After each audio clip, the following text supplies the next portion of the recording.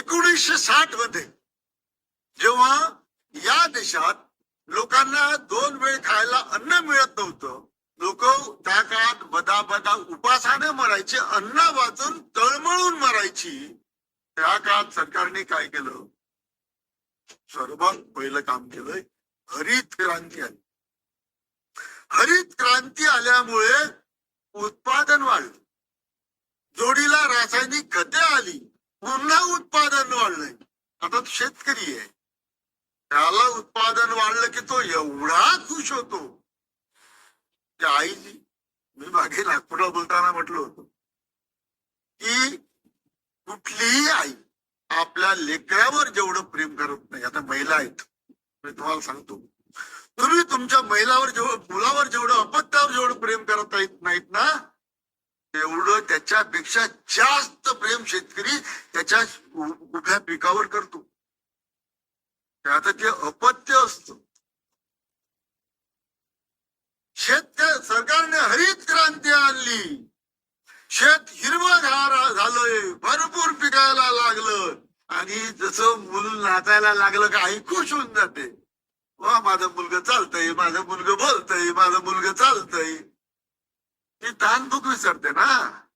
हा शेतकरी सुद्धा तहानभूक विसरून गेला आणि त्याच्यात रममान झाला. त्याला असं वाटलं की आता आपलं शिवार हिरवं झाले, शेत हिरवं झालं, खूप पिकायला लागलं, आता आमचे घर धनधान्याने भरून जातील आणि आमच्या सगळे दिशा बदलून जाईल. आणि नेमकं तीच गोष्ट हेरून सरकारने शेतमालाचे भाव पाडले. उत्पादन वाढत गेलं, पण उत्पन्न कधीही वाढलं नाही. हा तिकडे खुश राहिला शेतकरी की माझं उत्पादन. आजही शेतकरी काय प्रयत्न करतो? तो उत्पादन वाढवासाठीच करतो. तो मुळातच सृजक प्राणी आहे. शेतकऱ्याला प्रयत्न तर तोच असतो की माझं उत्पादन कसं वाढेल, आणि तिथेच तो फसतो. उत्पादन वाढीमुळे भाव पडलेत, हे सगळ्यात पहिलं कारण. त्याच्या जोडीला आधुनिक तंत्रज्ञान आलं, नवनवीन बियाणे आले, हॉर्टिकल्चर आलं, टिश्यू कल्चर आलं, पुन्हा उत्पादन वाढलंय आणि भाव पडत राहिलेत. आणि त्याच जोडीला एक पुन्हा अत्यंत वाईट गोष्ट ठरली, कुटुंब नियोजन. आता याला कुणीच जे माझ्याशी सहमत होणार नाही. कुटुंब नियोजन या देशात आलं, हे शेतमालाच्या भाव पाडण्यातलं एक प्रमुख कारण ठरलं. तोंडच कमी झाली खाणारी. आता ठीक आहे, तुम्हाला चांगलं राहायचं आहे, संसार छोटा ठेवायचा आहे, पण मी शेतकरी आहे, मला पिकवायचं आहे, मला खाणारी तोंड जास्त पाहिजे ना. ती तोंड थांबली की एकाच्या 2, 2चे 4 होण्याऐवजी एका हम 2 हमारे 2 झालेत. उत्पादन तर खूप वाढत राहिलं, पण संख्या घटत राहिली. भाव न वाढण्याचं ते कारण झालं.